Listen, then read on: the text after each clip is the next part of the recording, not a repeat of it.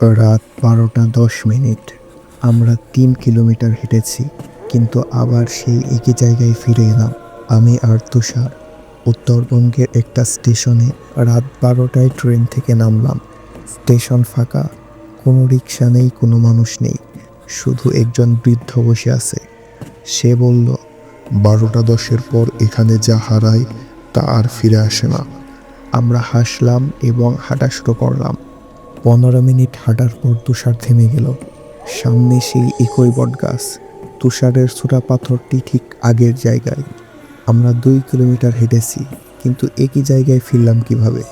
তুষার phone বের করলো সময় দেখতে, কিন্তু সময় স্থির 12টা 10 মিনিট। তারপর কবর থেকে একটা হাত বের হলো। আপনি যদি পুরো ঘটনাটি জানতে চান, তাহলে পুরো ভিডিওটি দেখে আসুন। কিভাবে এই লুপ থেকে বের হলাম, আর কেন আজও রাত 12টা 10-এ আমার দরজায় কড়া নাড়ে কেউ।